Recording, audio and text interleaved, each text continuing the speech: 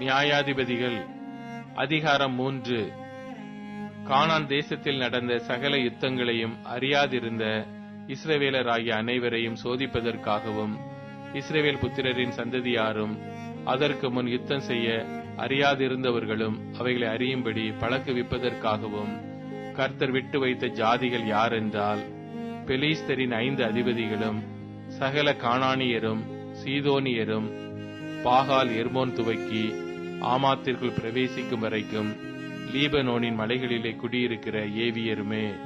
கர்த்தர் மோசையை கொண்டு தங்கள் பிதாக்களுக்கு விதித்த கற்பனைகளுக்கு இஸ்ரவேலர் கீழ்ப்படிவார்களோ என்று அறியும்படி இஸ்ரவேலரை அவர்களாலே சோதிப்பதற்காக அவர்கள் விடப்பட்டிருந்தார்கள்.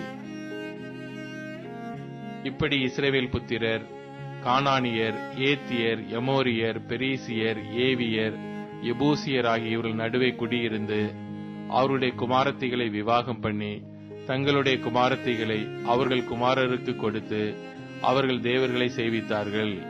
இப்படி இஸ்ரவேல் புத்திரர் கர்த்தரின் பார்வைக்கு பொல்லாப்பானதை செய்து தங்கள் தேவனாகிய கர்த்தரை மறந்து பாகால்களையும் தோப்பு விக்கிரகங்களையும் சேவிக்கிற போது கர்த்தர் இஸ்ரவேலின் மேல் கோபம் மூண்டவராகி அவர்களை மெசொப்பொத்தாமியாவின் ராஜாவாகிய கூஷான் ரிஷதாயிமின் கையிலே விற்று போட்டார்.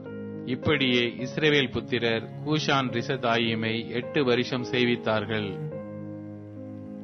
இஸ்ரவேல் புத்திரர் கர்த்தரை நோக்கி கூப்பிட்ட போது கர்த்தர் இஸ்ரவேல் புத்திரரை ரட்சிக்கும்படி காலேபின் தம்பியான கேனாசுடைய குமாரனாகிய ஒத்னியேல் என்னும் ஒரு இரட்சகனை அவர்களுக்கு எலும்பு பண்ணினார்.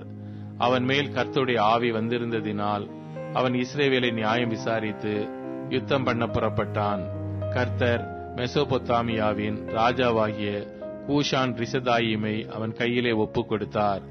ஆகையால் அவன் கை கூஷான் ரிஷதாயிமின் மேல் பலம் கொண்டது. தேசம் 40 வருஷம் அமைதலாயிருந்தது. கேனாசின் குமாரனாகிய ஒத்னியேல் மரணமடைந்தான்.